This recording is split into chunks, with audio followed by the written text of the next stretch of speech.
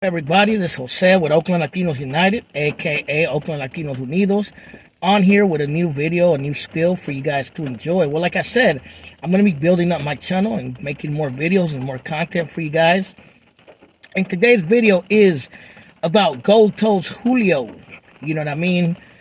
Very well-known producer, rapper, and label owner from the San Francisco Bay, from the Bay. You know, it's a nice rainy day today. You might hear the rain hitting my car because it's always raining game in Northern California. It's always raining game in the Bay. And, you know, Goldtoes Julio has been making a lot of stories, a lot of moves lately. Been a lot of videos made about him. But I feel a lot of the videos that are made by people who are from, you know, other parts of the country and not from the Bay Area. So I'm going to give you a Chicano Bay Area native's perspective of this whole situation with Goldtoes Julio and the moves he's making in Southern California. You know what I mean? But I'm going to give you a little breakdown on who Goldtoes Julio's is. So Goldtoes Julio's, for those of you who don't know, is a rapper, like I said, slash record label executive or owner and producer from San Francisco, California. Now, I've seen him on a couple of Southern California channels talking about his story. He came on American Cholo. He came on Rhodium Radio. I've seen him on another one. I can't remember the name.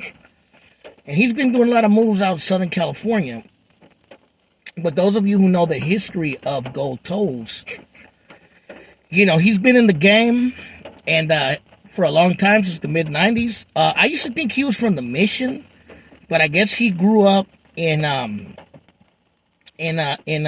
neighborhood called Diamond Heights in San Francisco, according to what he said.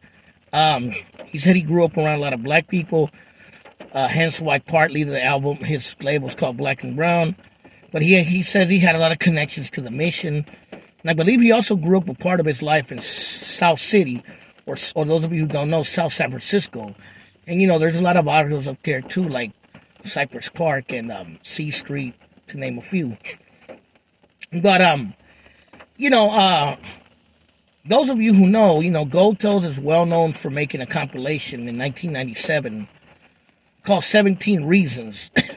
And I might even argue that this was one of the first albums to have a straight-up Norteño song, which was the song Northside Soldiers, which was the number 14 song by Mousy.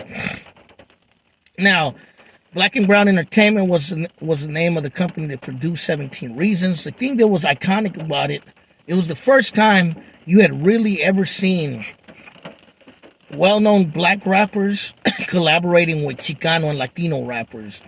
You know what I mean? On a compilation, on a big scale like that. You know, there was a lot of people like San Quinn, Messy Marv, JT the Bigger Figure, I think Mac Dre was on it. I can't remember. I remember there was Mousy, Louis Loke, Cisco the Frisco Mac, as he was known then. Baby Bash was on that one song, Sideways, and various others. But the controversy of that album was that it was one of the first albums to have a Norteño song, a song repping the North. You know what I mean? And that was a big deal at that time. I think this was even before Woody. Now, Darkroom Familia had been around before that, and even like the Funky Aztecs and other rappers, but they didn't really rap about Norte at the time or about that kind of stuff yet. You know what I mean? So, definitely, this was one of the first albums to really push that line in many ways. And then after that, Goldtoes made the album 18 with a Bullet. He signed Mr. Keon to his label, who was originally with Dark Room, who was also from the Mission District. He had Louis Loke, Mousy. He had another dude named Gangster Fleet who made an album. And I guess Gangster Fleet ended up catching a case. That's why he disappeared. Mac Dre made a song called Romped Out Norteños with Gangster Fleet, I believe. There was various compilations that were made.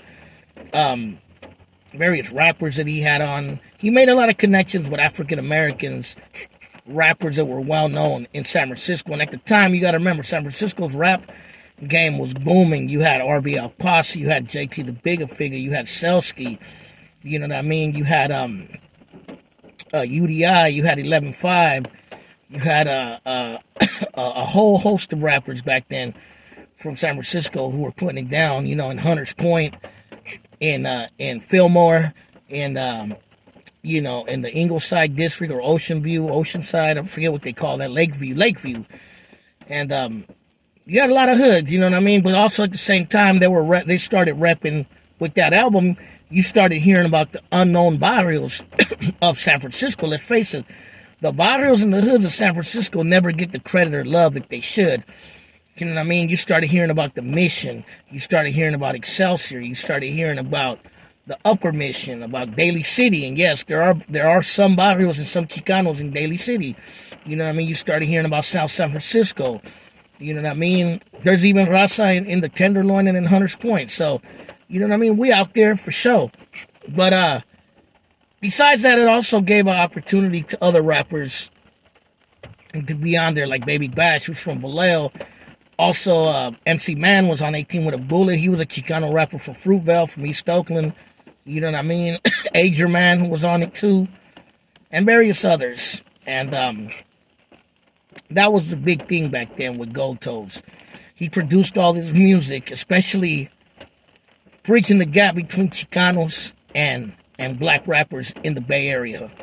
You know what I mean? Not just Chicanos, Latinos as well. Because there's a lot of people in San Francisco that aren't necessarily Mexican. That's well known. A lot of Salvadorians, a lot of Nicaraguenses, a lot of Peruvians, Colombians, you know what I mean? Guatemaltecos, Yucatecos, a lot of different nationalities. San Francisco's pretty diverse in the Latino community for sure, for a long time. Puerto Ricans as well. But, you know, that's the history of Goldtoes. Now, I believe Goldtoes had moved to Texas, and I believe the first one to really go out to Texas was Baby Bash, who's from Vallejo. You know what I mean? He's another Chicano, but he was never really gang affiliated like that. But he's another Chicano from Oakland, from Vallejo, from the Bay, who's been doing big moves. You feel me? But you know, they were connected with SPM at the time. Now, how they feel about SPM now after all this, you know, all the stuff he did, that's a different story for another time. But I think that's what brought them out to Texas for sure. Now, lately, there was a controversy with a girl named Jenny 6ix9ine. I don't know too much about her, but I guess she had gotten into it with some rapper. I forget the name of the female rapper she got into it. Leave it in the comments if you know. And I guess this other female rapper, and this rapper named Kilo from they're all from Southern California, and I guess Kilo is the dude that made the song Lean Like a Cholo a long time ago. I guess they got into it with her, with Jenny 6ix9ine. They were supposedly going to jump her. And supposedly because she was listening to SPM's music. Now, I have no clue. I don't know exactly what their beef was, but it was what it was. It's typical, you know, out-of-pocket behavior with them raza hating on each other, which is something we're good at doing. You know what I mean? Unfortunately, but I guess Jenny 6ix9ine had already been connected to Goldtoes' label, I believe, or at least connected to him. And Goldtoes has been making a lot of moves out in Southern California. Now, this is the big thing for someone with a reputation like Goldtoes, and it can be quite. Really, it could be a dangerous thing in a way, you know, because there are a lot of haters out there. But, you know, given Goldtoes' history and given Goldtoes' affiliations, now, I don't know if he was actually affiliated with the gangs or prison gangs, but definitely he was connected to a lot of them. That's, you know, that goes without saying. But, you know, with that, given that history, him doing moves in LA, that's a big thing. You know what I mean? Especially for someone who, like me, who grew up seeing the wars between Norteños, Sureños, Border Brothers, the hatred that was out there back in the days, and might still be out there now, you know. It's almost hard to believe, me being 46 years old, seeing it. Now, Goldtoes, he's old. I think he's older than me. He's a mature man. He's a businessman. He's looking beyond the prison politics. And maybe he understands maybe some of the damage of the music he did in the past might have caused and the divisions it might have caused. You know what I mean? And maybe he wants to mend those bridges, create bridges instead of creating divisions. Now, I look at it like this. If people like Snoop Dogg and people like DJ Quick and MC8 and back in the days, rappers who were Bloods and black rappers who were Crips could work together, you know what I mean? Why can't rappers who are from Northern California work with Southern California people? I know that's a lot of people are like, no, it just can't happen, bro. The history, there's bad blood there. I get it, man.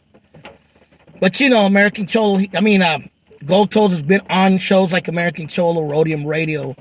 He's been hooking up with rappers out there. Jenny 6ix9ine, one of them, and a couple others.